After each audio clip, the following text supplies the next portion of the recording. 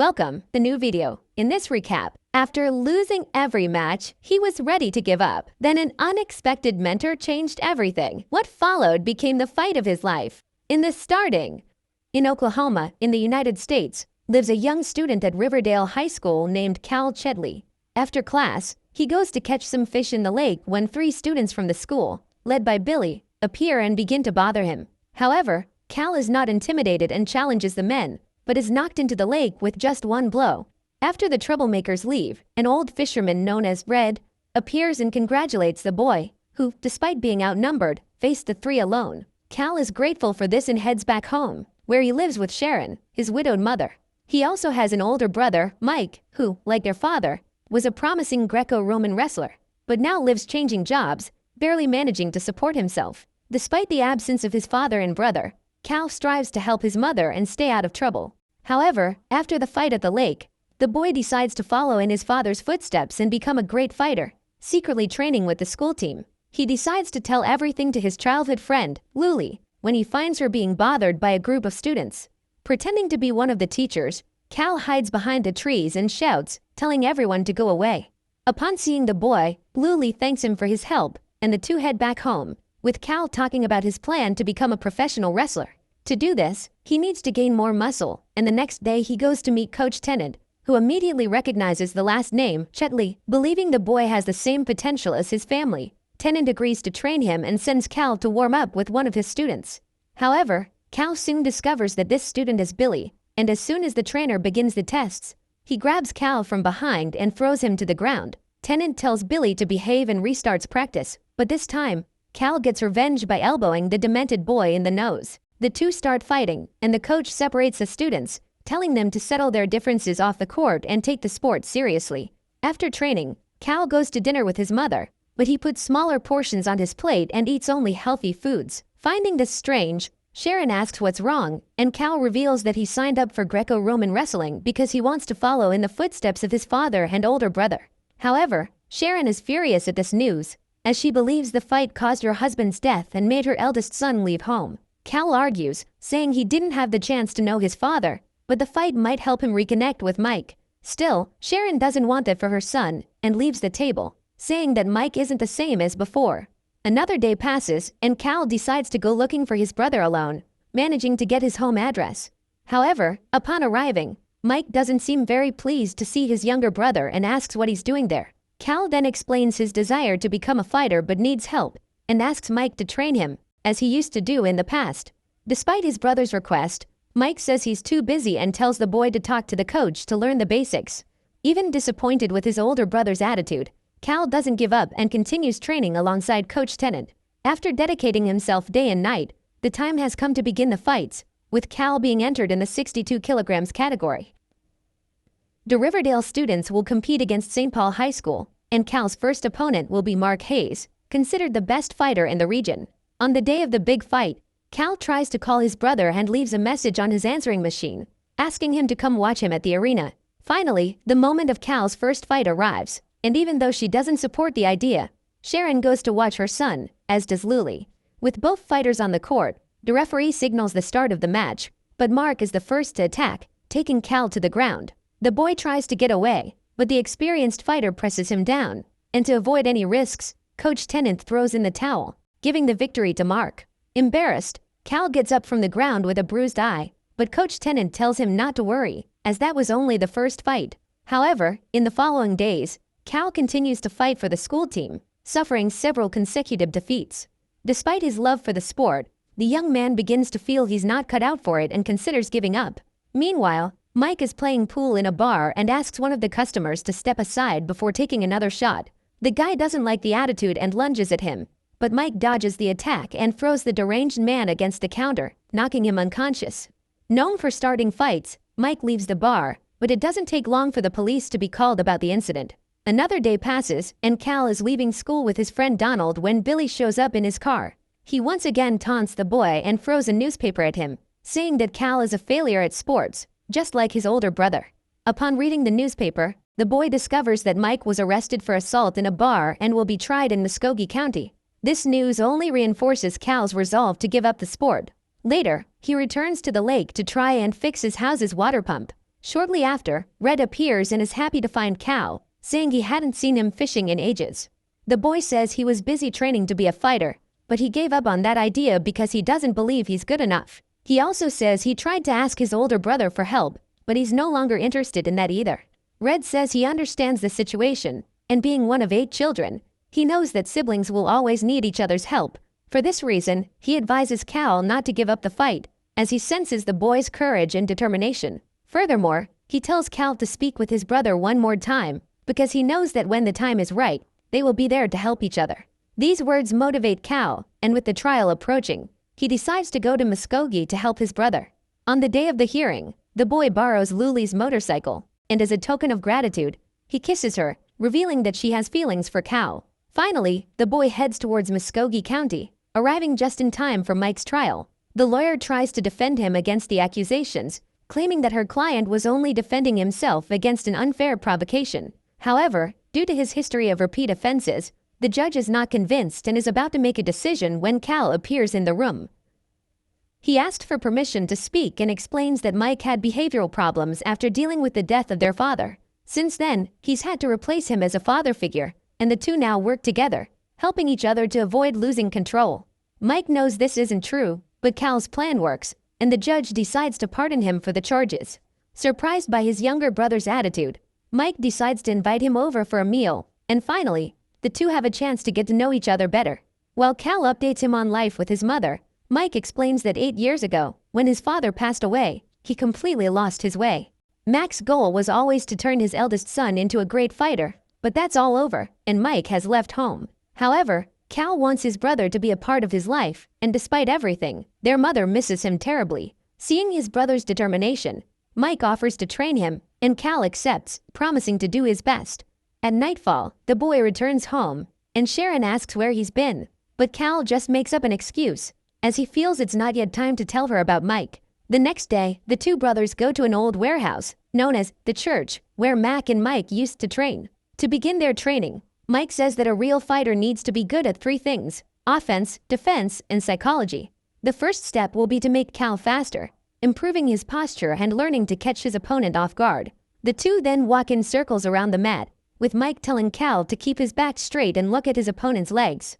When ready, he should attack the leg he's not looking at, as this helps confuse the enemy. So, when he does the test, Cal looks at Mike's right leg, but lunges at Mike's left leg, easily knocking him to the ground. Even the boy is surprised by this, as he had never managed to take down an opponent before. Besides training with his brother, Cal also returns to school, but the coach calls him in for a talk, saying that the team lost an important match because they didn't have another fighter weighing 62 kilograms. So, Cal only has this one more chance to stay on the team. Otherwise, he better give up fighting altogether. The boy promises to do his best and continues training during the day at school, with afternoons and evenings spent receiving lessons from Mike. At the end of another training session, the two are leaving when Cal says he got Mike a job at a factory. He's afraid his brother will think it's some kind of charity, but Mike can barely hide his joy at the gesture, as no one has ever helped him like that before. He is grateful for the opportunity, and after a few more days of training, Cal will finally have a new opponent. After practicing offense and defense, Mike decides to focus on psychology, telling Cal to look his opponent in the eye with a strong and determined posture. Furthermore, he recommends that the boy choose his favorite song for that day, as this will help him stay focused on the fight. Cal follows the advice, and finally, the moment of the fight arrives, with Sharon, Luli, and Red going to the gym to cheer for the boy.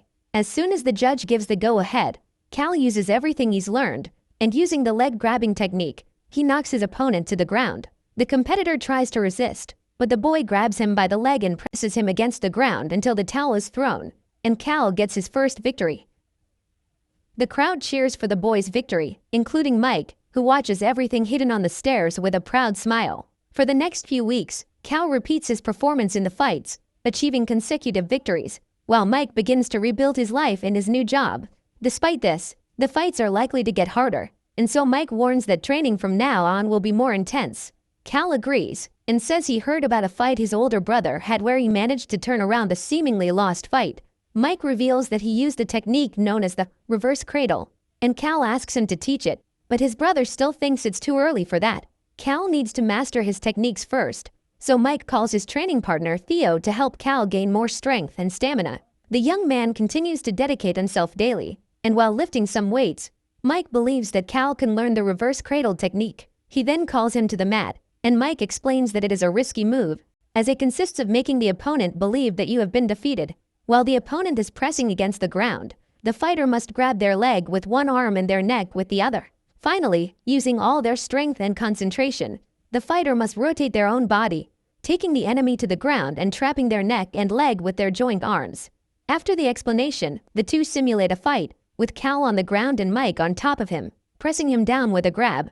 There seems to be no way out of that situation, but when Cal concentrates, he uses his arms as his brother told him and twists his body, leaving Mike defenseless. The fighter is surprised to see how quickly his brother learns the techniques, but again, he warns him to only use the technique when necessary. Besides the fights, the school dance is approaching, and Cal gathers the courage to ask Luli, who readily accepts. On the night of the party, the two go together and dance in the middle of the court, catching Billy's attention.